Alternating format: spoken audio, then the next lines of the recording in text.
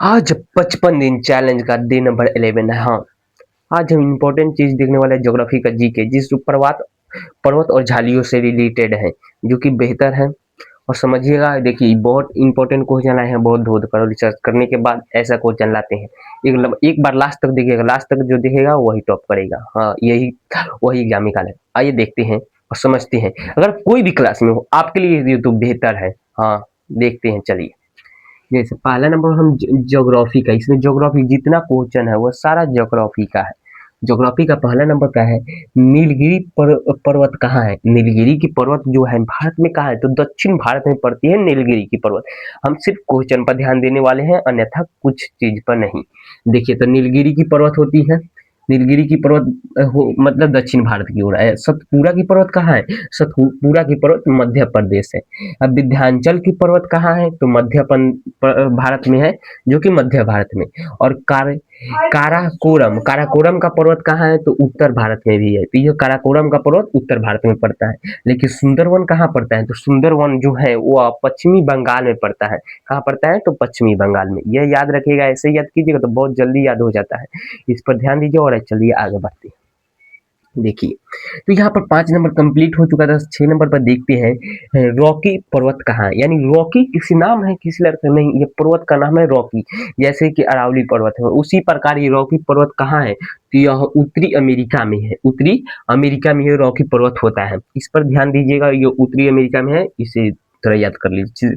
अब 7वें नंबर पर चलते हैं कि आल्प्स आल्प्स पर्वत कहाँ है? यानी आल्प्स पर्वत एक नाम है, तो वह कहाँ है, किस? तो यह यूरोप में पड़ता है, आल्प्स पर्वत। देखिए, ये क्वेश्चन पूछ सकता है, क्योंकि यह यूरोप का पर्वत आप याद नहीं रखते।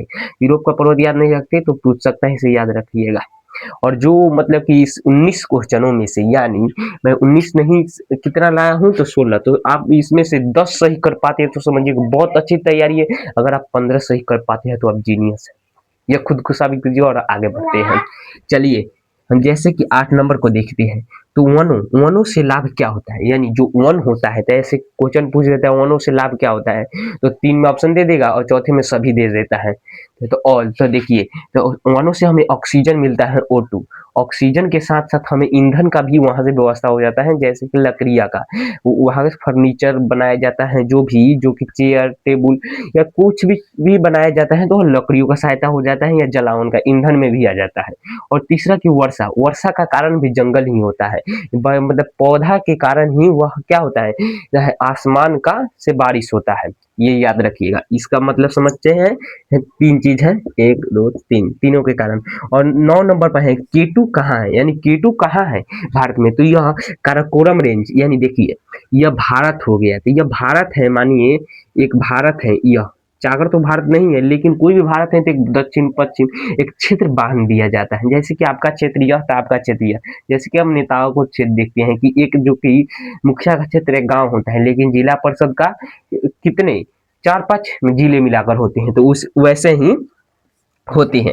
वहीं पर 10वें नंबर पर हम वैसे ही काराकोरम रेंज में पड़ता है। और 10 नंबर पर क्या है? द ब्लॉक पर्वत का एग्जाम्पल क्या है? ब्लॉक पर्वत एक पर्वत का नाम है, उसका एग्जाम्पल पूछा, एग्जाम्पल हो जाएगा ओजेस पर्वत। ये देखिए, आप 10 क्वेश्चन कर चुके हैं। तो देखिए, आप 10 में से कितने सही किए, एक बार तो सोचिए। अगर आपका 5 सही हुआ है तो सोचिए कि थोड़ा बहुत पढ़ते हैं, लेकिन आपका 8 या 9 सही हो गया तो समझो बहुत अच्छे पढ़ रहे हैं। और पढ़िए ध्यान लगा के, जैसे पढ़ रहे हैं, क्योंकि पढ़ाई ही सब कुछ है। आपके पास कुछ नहीं है कि आगे बढ़िएगा, लेकिन हार से कभी नहीं डरिएगा। ये वादा कीजिए खुद से, कभी हारिएगा नहीं। हार भी तो आती रहती है, उस पर भरोसा नहीं। अभी 11 नंबर पर चलते हैं, जैसे कि हिमालय किस महाद्वीप में है? हिमालय किस महाद्वीप में है? तो हिमालय जो है वह कितने महाद्वीप है, ये कमेंट बॉक्स में जरूर लिखिएगा। और देखिए, एशिया महाद्वीप में पड़ता है कौन? तो हिमालय जो पर्वत है वह हिमालय एशिया महाद्वीप में पड़ता है। एशिया महाद्वीप से यह याद रखिएगा। 12वें नंबर पर क्या है?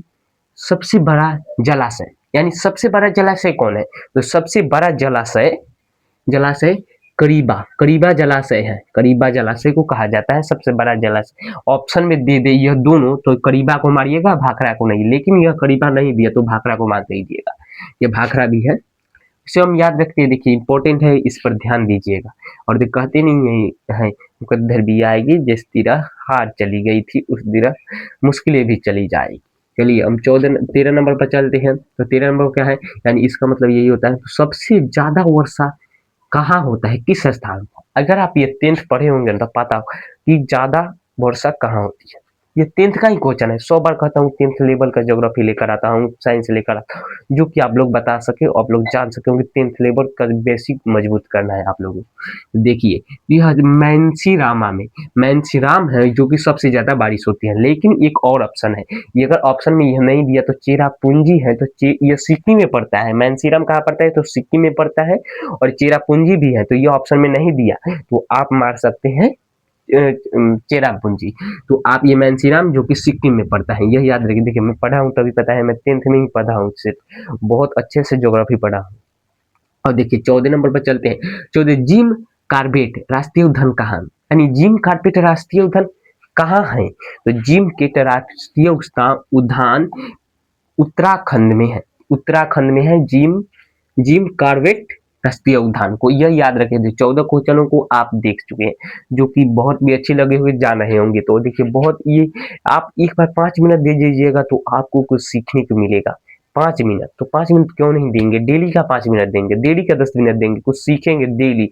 डेली आप